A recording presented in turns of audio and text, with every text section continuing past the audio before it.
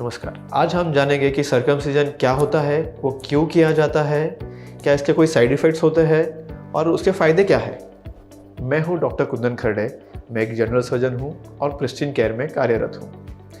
तो basically circumcision एक procedure है जिसमें हमारा जो पेनिस के टिप के ऊपर का जो एक्स्ट्रा स्किन होता है उसे कम्प्लीटली या पार्शियली हम निकालते हैं।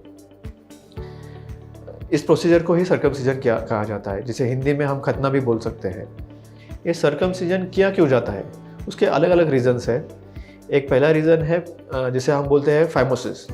फाइमोसिस मतलब कुछ लोगों में बचपन से ही जो आगे की स्किन है, मतलब प्रीप्यूस, काफ़ी टाइट होती है, वो पीछे स्किन कर ही नहीं पाते, और अगर वो स्किन पीछे नहीं जाएगी तो काफ़ी पेन होगा, ड्यूरिंग इंटरकोर्स ब्लीडिंग भी हो सकता है, इन्फेक्शन के भी चांस बढ़ते हैं। इसलिए इन लोगों में सर्कमसिजन करना मस्ट है। Second disease is paraphimosis. उनमें भी स्किन काफ़ी टाइट होती है, वो एक बार पीछे चली गई तो वापस आगे आ ही नहीं सकती है, इसलिए भी सर्कमसिजन करना पड़ता है।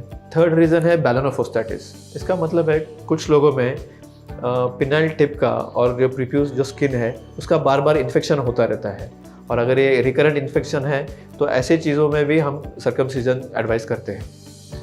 नेक्स्ट रीज़न है जो काफ़ी कम मात्रा में होता है, वो है ये जो प्रीप्यूशियल स्किन है उसका भी कैंसर हो सकता है, और अगर उसका ट्यूमर रहा तो भी हम सर्कमसिजन एडवाइस करते हैं। ये सारे साइंटिफिक रीजंस हुए।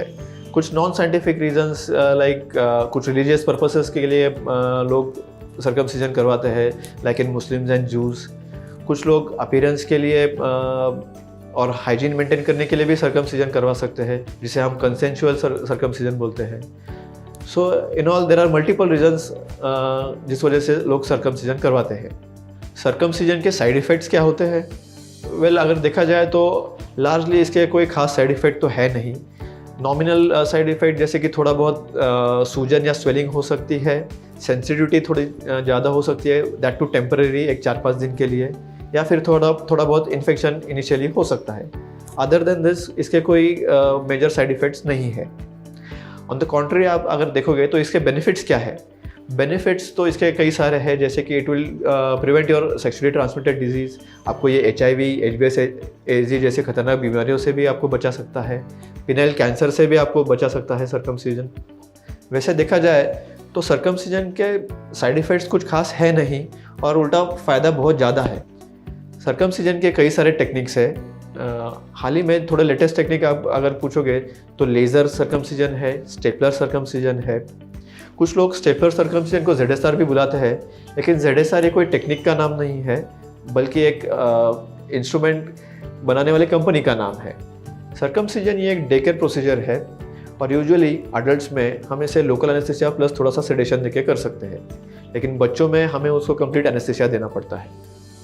सर्जरी के बाद जो पोस्ट ऑप पीरियड बोलते हैं हम, यूजुअली सर्कमसिजन में काफ़ी शॉर्ट होता है। 1 या 2 दिन में आप घूम फिर सकते हो और आपका काम भी आप चालू कर सकते हो।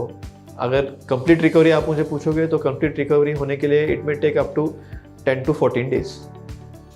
अगर आपको इस विषय पे कोई डाउट है तो नीचे दिए हुए कमेंट सेक्शन में प्लीज़ कमेंट कीजिएगा। I will definitely get back to you. Thank you.